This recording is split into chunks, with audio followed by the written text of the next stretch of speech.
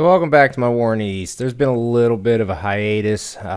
It's totally fine from my perspective. I'm not one to be in too much of a hurry when it comes to games like this. My opponent needed a little bit of time off.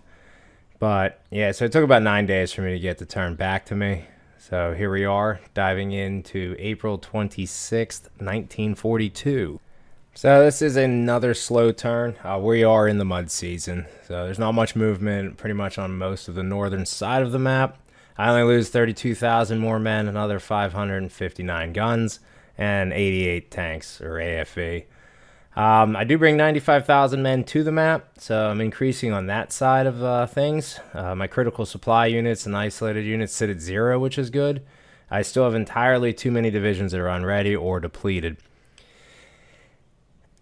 It is what it is. There's not much I can do about that other than find areas where I can bring them back to refit and get them into shape. But at some point in time, it's going to be using those units to replace the divisions that are currently in decent strength that are getting beat up under combat.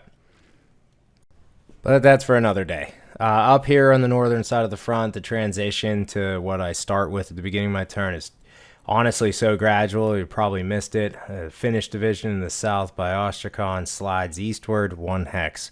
And that's pretty much all I've noticed. There obviously is nuances to what happens when you zoom in and you look unit by unit, but I'm going to be 100% honest, I don't take notes on that. If I was more expert on this, I think I would keep track of what divisions I'm engaging on a turn-by-turn basis. But in the south is where things actually happen this turn. And it starts with a minor battle northeast of the town of Sukumi. This has been a contention point for several weeks now. He wins this and pushes me back out of this one irrelevant mountain hex. He then tries to attack the city itself again. This is his third time, if my memory is serving me correctly, that he has attempted this. And once again, I hold the town. Now, casualties are low, but it's still a very good thing for these divisions that are kind of stranded here in an area on the map that's really of little significance other than slowing him down. It's up by Grozny, though, that the main thrust of his attacks does happen. 3 to be exact, 2 to the northeast of the town, and 1 upon the city itself. Now, this was to be expected at some point in time. He has been pushing to the south of the town for the last 2 weeks. The weather has remained to be in good standing ground in this area for the most part, so it's allowed him to maneuver. His supply situation is bad, but it doesn't really matter at this point in time. So he does win all 3 of these battles. He takes the city, gains the victory points, and pushes me back.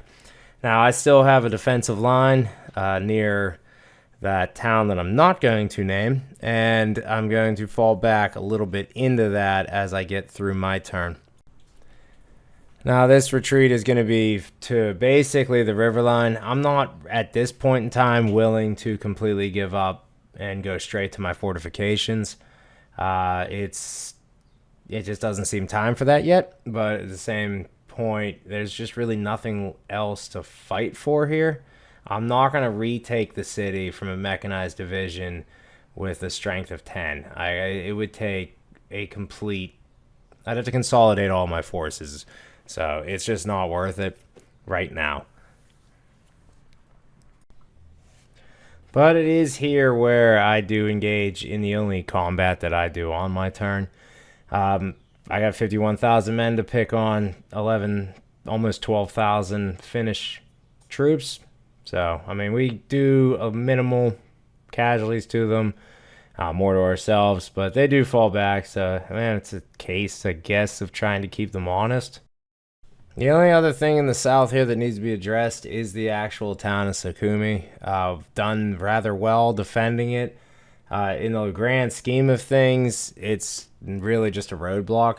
And with the fact that he's moving units through the center mountain range towards Tbilisi, I really have more to lose by continuing to fight for this town than I do have to gain by fighting for it. So the orders have gone out. I'm evacuating the area. I need to get these divisions pretty much sliding eastward to help with the line that exists where Grozny fell. Because otherwise, I'm just looking at losing about 150 to 200,000 Russian soldiers. Granted, most of these divisions are part of the under strength category that I showed at the beginning of the turn. But either way, I do retreat some of them via the sea, and I'm going to slide over and give up the town for now, and then we'll begin a slowly delayed retreat towards Baku. But I have shown this turn in the reverse order just to kind of focus on what actually is the action side of things. In the air, I've grounded most of my Air Force. I've been too active the last 3 weeks while I had a chance to be.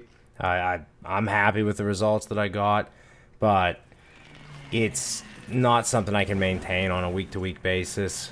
I need to build up a little bit more fighter cover, but I'm still not really comfortable with using them because they get shot down at ease.